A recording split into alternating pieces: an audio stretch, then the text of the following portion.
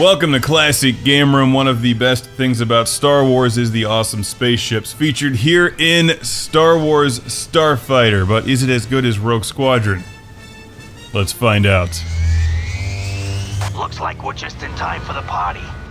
Just in time for 2001's Star Wars Starfighter, a game I played years ago on the PlayStation 2 and really enjoyed, but upon revisiting it, I've decided that it's about average for Star Wars games. It's not great, but it's not awful either. It's right in the middle.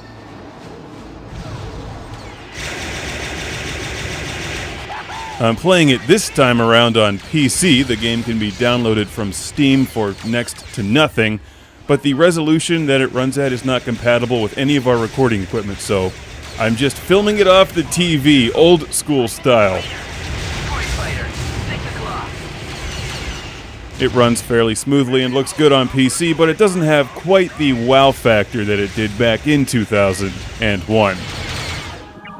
This one is from Secret Level and LucasArts, but it seems to have drawn some inspiration from and have a similar layout to the Rogue Squadron series of games, with events that take place after the Battle of Naboo. Just saying that word is painful.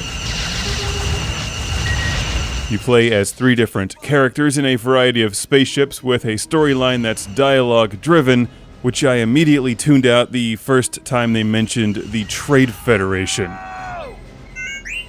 So basically, you just blow things up. Like other arcade-style flight games such as this, you get a variety of missions with certain objectives that you must complete. There's usually bonus objectives like finishing the mission really fast or destroying everything.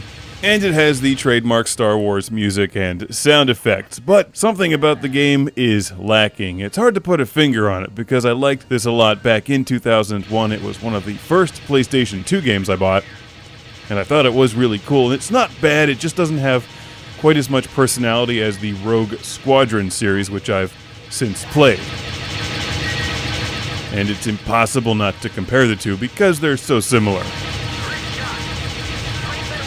I think part of the problem is that it takes place on Naboo.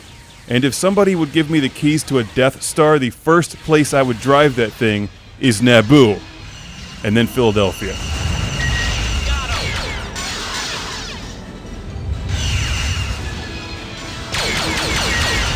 That one is for all my friends in Philly. I'll give you guys ample warning if I ever do get that Death Star. Has anyone else ever wondered how much it costs to fill the tank on that thing? Like, what's the MPG of the Death Star? Does it take diesel? Well, don't worry about it. There's no Death Stars in this game. It's all Episode 1 era stuff. I'd really rather fly X-Wings. Star Wars Starfighter also received an Xbox release, and the sequel is Star Wars Jedi Starfighter. If you can find them for a couple bucks, they're not bad. There's some good challenge, fun missions, and a lot of things to destroy. It plays well enough on the PC. The native aspect ratio is 4:3, and it works with controllers like my Logitech gamepad and the Xbox 360 controller for Windows.